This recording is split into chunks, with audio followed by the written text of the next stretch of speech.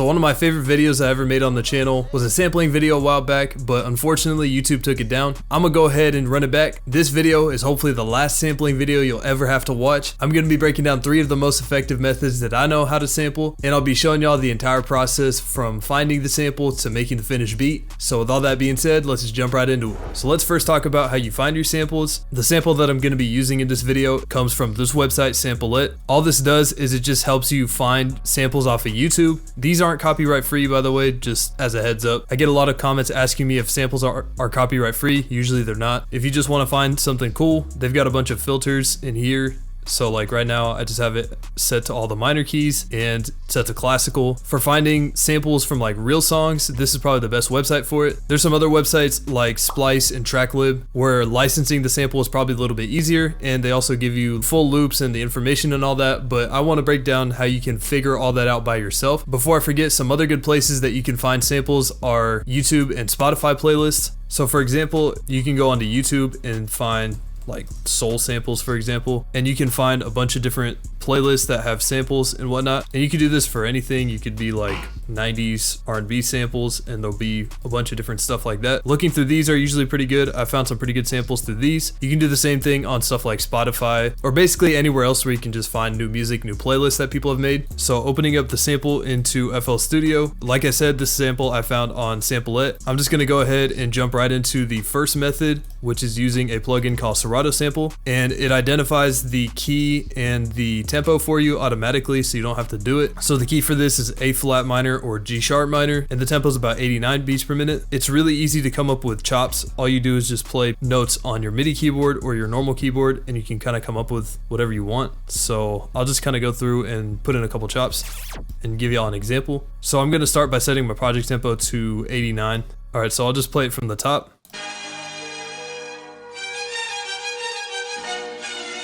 All right, so I'm just gonna go ahead and go like right here and hit comma on my keyboard. And this is like the first sample chop that I got.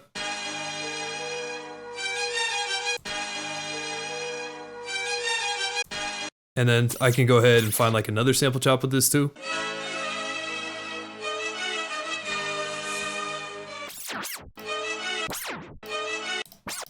So we'll go like right here. I'll hit the M key or something. I already got my loop like this.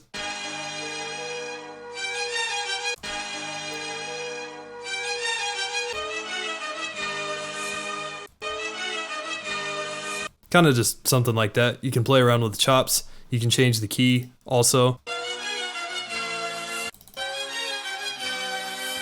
That's just kind of a basic way to use it. Serato Sample also has a feature where you can just find you chops. So you just go to the bottom left and hit find samples, and it just comes up with a whole bunch of different ones. The next thing I'm gonna open is Fruity Slicer, which is pretty much FL Studio's stock version of Serato Sample. It doesn't really do really long samples well, so I'd recommend just trimming out like a piece of the song. Let's say we trim like the first 9 measures or so. All right, so for the Fruity Slicer example, I'm gonna go ahead and take like the first 8 or 9 measures of the song and throw it into Fruity Slicer. And what I'm gonna do is, we already have these chops, the automatic chops that it gives us. So you can see that it already has like the little chopped up parts, which is shown right here. By default, it just plays them in sequence. But to make this a little bit better, I like to go to the razor blade icon and change it to like half beat or beat. That way I have cleaner cuts. And it's just easier to play out on my keyboard. Just something like that. It's pretty similar to Serato Sample. Your chops are in a piano roll. Serato Sample kind of works the same way, where you just play it into the playlist. So for example, I have my one chop on C5 and it just sounds like this.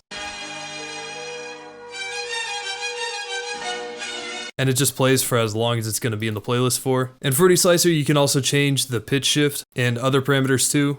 I'd recommend changing the attack as well. It just makes it a little bit cleaner. And now we're gonna move on to the last method. I personally find the easiest in terms of manipulating, which is just doing all your chopping and pitching and everything in the playlist itself. With this method, I'm going to take the razor blade tool right here and make my chops manually. And then, like I said, just pitch it, arrange it, stretch it, do all that in the playlist itself. So I'm gonna go ahead and make my chops real quick.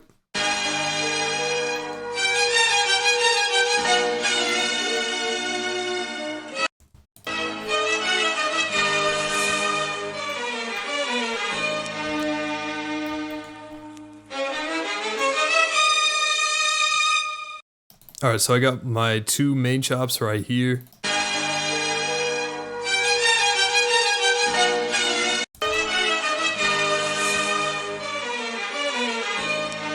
So it's basically the same thing that I had in the Serato Sample chops. So now going into the actual time stretching and making sure it's on time on the grid and all that, I'm gonna go ahead and right click on the tempo here and then go to tap. And as it's playing, I'm just gonna tap one of the keys on my keyboard. You can use your MIDI keyboard or your mouse. This is so you can find your tempo.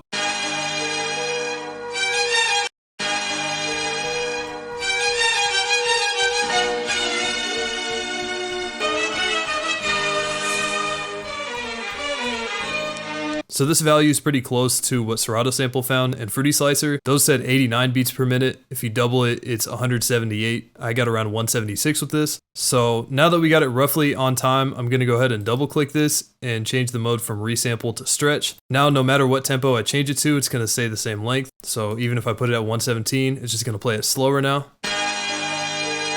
But I'm gonna keep it at 176 for now. If anything, I'll probably turn it up a little bit. I'm gonna go ahead and just kind of do a little quick arrangement.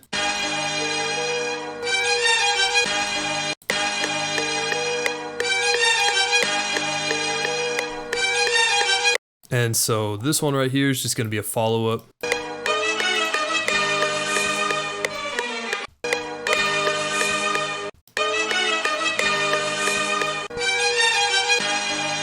So I'm just gonna go through with the slice tool, just kind of clean it up a little bit. Our chops all settled and all that. I'm gonna go ahead and double click on this and change the mode back to resample just for now. And I'm gonna go turn the metronome on and just speed up the sample to the tempo that I want it to be at.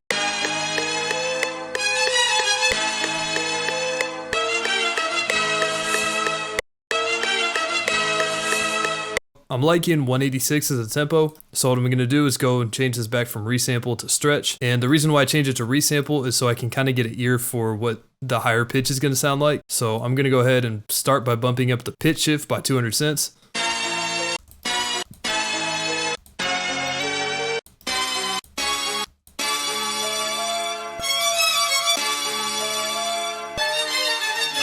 Alright, I'm liking plus 600 cents here. You can kind of hear on some of these sample chops, there's like a little pop sound.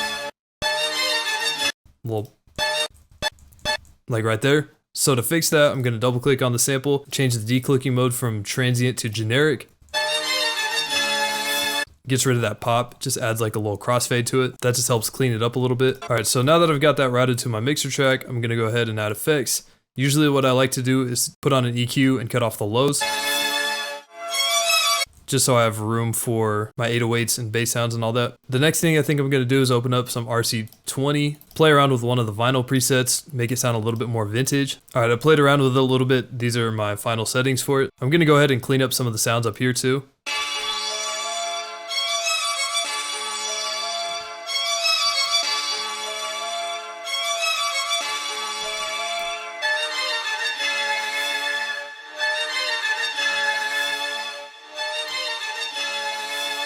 So now that we got that, I'm gonna go ahead and consolidate that into one clip.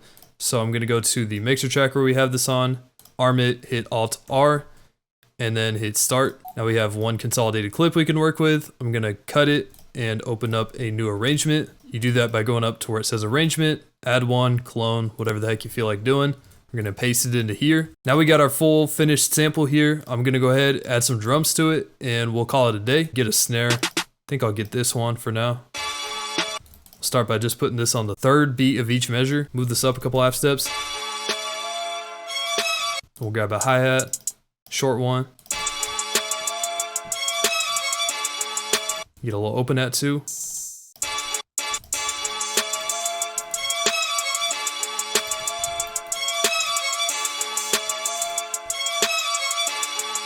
Then we'll go to the 808, turn the hold all the way up, everything else down, and just put down a basic 808 pattern.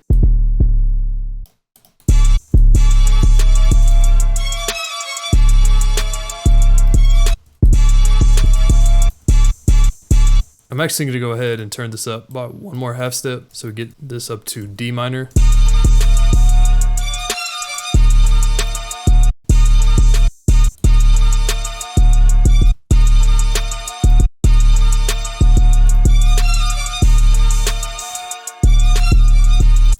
got a little basis for our drums here. I'm gonna go ahead and start throwing stuff in the mixer track. Gonna go ahead and layer down a clap with this.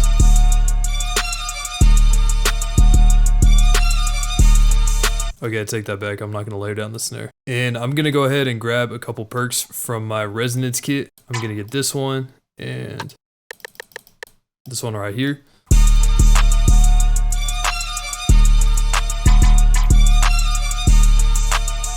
And I'm gonna go ahead and put down this little rim perk here.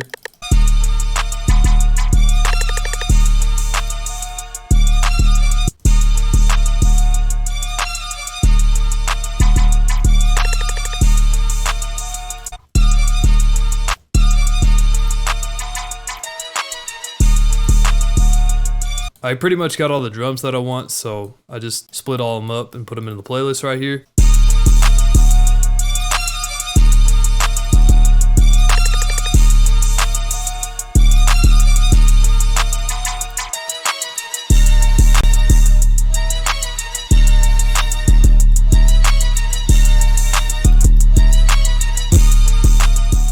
Alright, so that's gonna do it for this video. Hope y'all found this pretty helpful and enjoyed it. I appreciate all the support that the Evolve drum kit has gotten. I keep getting notifications that y'all keep downloading it. I'm glad that y'all rocking with it, and that's gonna do it for this one, and I'll see you on the next video.